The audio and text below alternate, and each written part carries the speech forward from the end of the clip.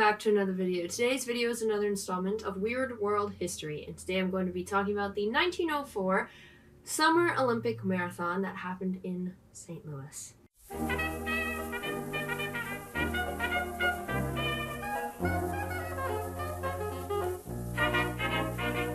The Summer Olympic Marathon was held in St. Louis, and it was tied to that year's World Fair.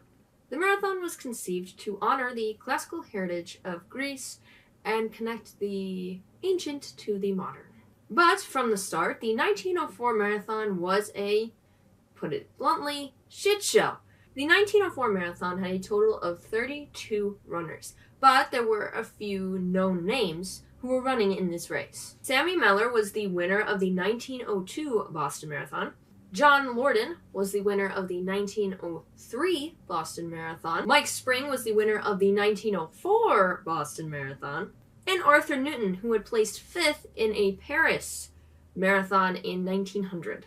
A lot of foreign distance runners were not present for this race. However, there was a Cuban named Felix Carvajal. Felix had raised money for this trip by staging expositions and running the length of Cuba.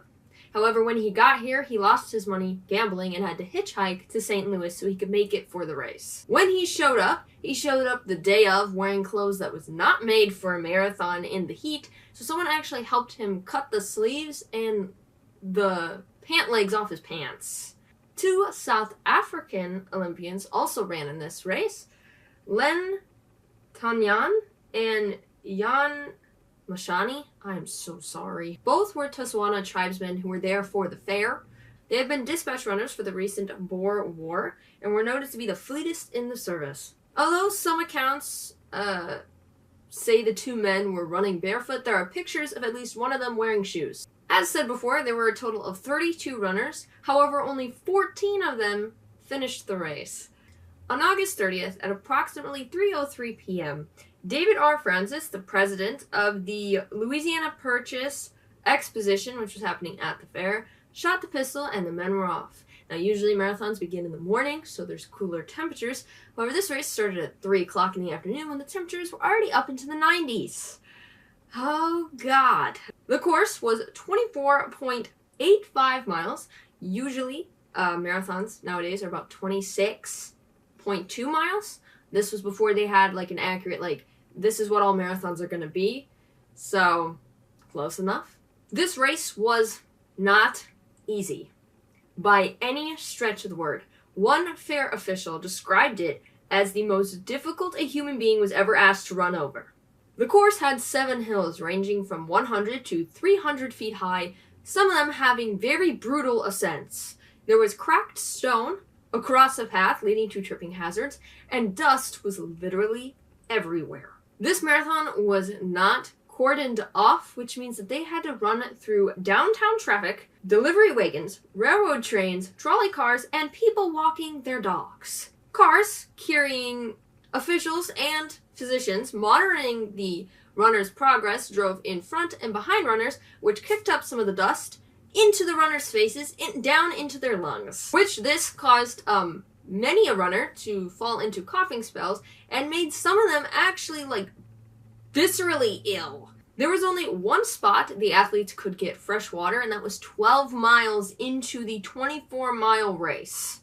James Sullivan, the chief organizer of the games, wanted to minimize fluid intake to test to see what would happen with purposeful dehydration, which was a study happening at the time. So what would happen if a runner did a 24-mile marathon, could only have one area to get water, when it's 90 degrees outside? Let's test it right now. Tom Hicks, an experienced runner from Massachusetts, led the 32 runners when the gun went off. William Garcia of California nearly became the first fatality of the Olympic Marathon when he collapsed on the side of the road about 8 miles from the finish line.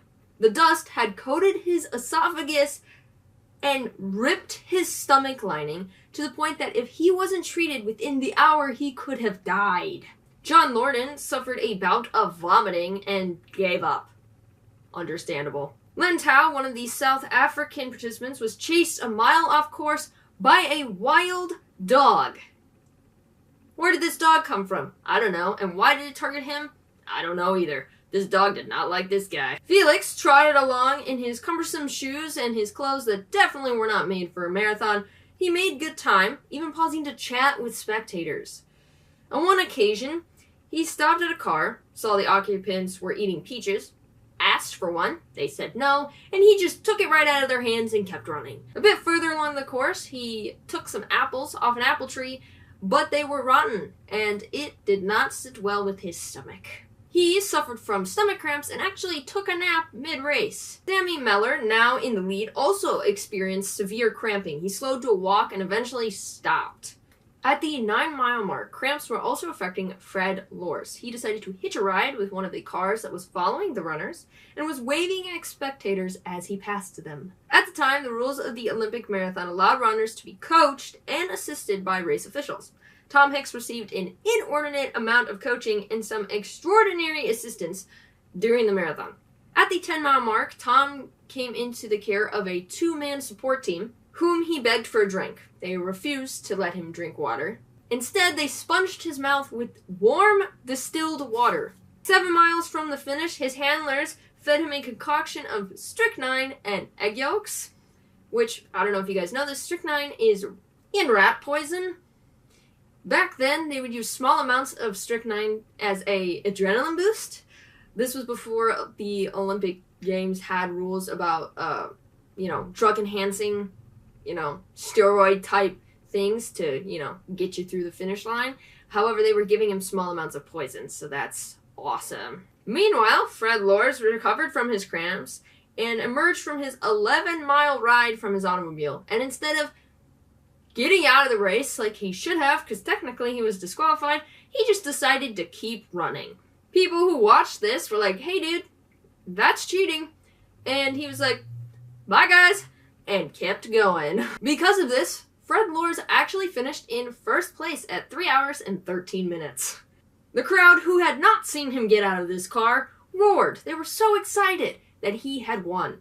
After being hailed as the winner, he got his photograph taken with Alice Roosevelt, which was the daughter of then U.S. President Theodore Roosevelt. She placed a wreath upon his head until it was revealed by people who saw him get out of the car that he's a big old cheater. He immediately admitted that he did do this. Despite his claim that he was just playing a joke, he was banned for life.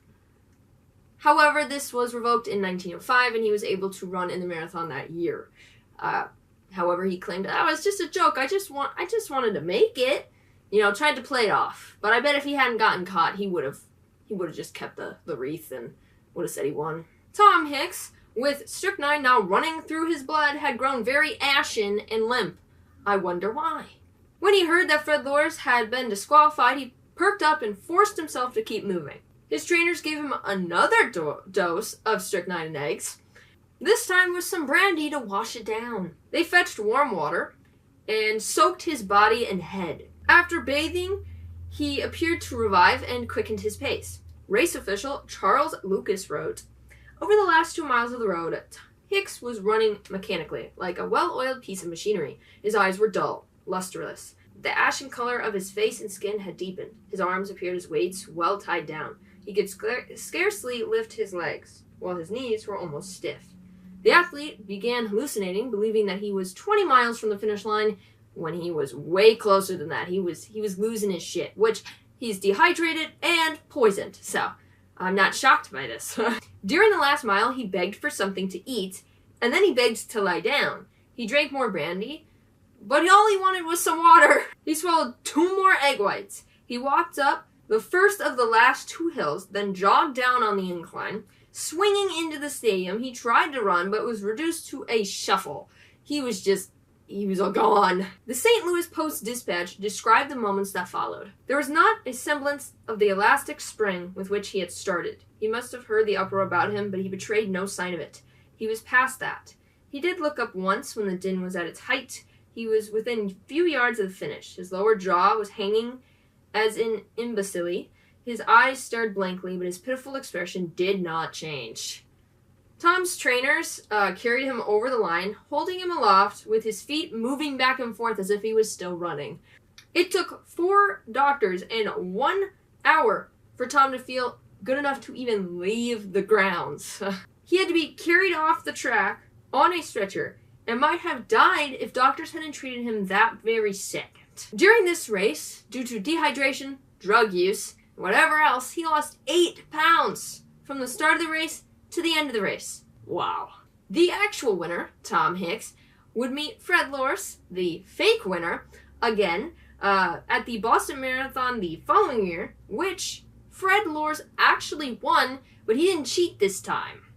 He won it fair and square. Once he cheated, I don't know if anyone would really trust him again. I mean, I feel like if I were Tom and I ran that race and Fred won, I would instantly think he cheated. But that's just me. The marathon started out with 32 runners and ended with 14 finishers. The rest never made it to the finish line. Some of them got close, some of them not even. A lot of people had cramps and vomiting and were so dehydrated they could barely move. The dust that was everywhere was getting into their esophagus and their lungs. It almost killed somebody. There were hills and traffic and just everything that could go wrong went wrong with this marathon. Whoever set this up wanted these people to fail. If they had started in the morning, if they had had more water, if the area was cordoned off, if they did it somewhere maybe where there wasn't so much dust, or there were cars just making the dust more into the air so it goes right into their freaking nostrils. I don't know. This marathon was a disaster. But a lot of the runners in this race did go on to win other marathons. Fred Lors, for example, the big old cheater, pumpkin eater, won the marathon the following year. But this just goes to show that if you don't plan an event and actually, think it through, stuff like this happens. This is not the first nor the last time where a race like this has ended in tragedy, whether it's due to outside forces or not. There are many marathons. A lot of them don't end up like this, obviously. But there are a few marathons that have ended in tragedy, this one being one of them. And this one is solely on the people who set it up, because who starts a marathon when it's 90 degrees outside at 3 o'clock in the afternoon? Who would do that? Also, I don't care if you're doing a dehydration study or not, having runners who are already having a tough time as it is, not giving them water, that could kill a person. Guys. But it was 1904. Back then they didn't care. I mean, they cared, but they didn't at the same time. I hope you guys enjoyed this video. I'll be back again next week with another one. Alright guys, I will see you later. Whoosh.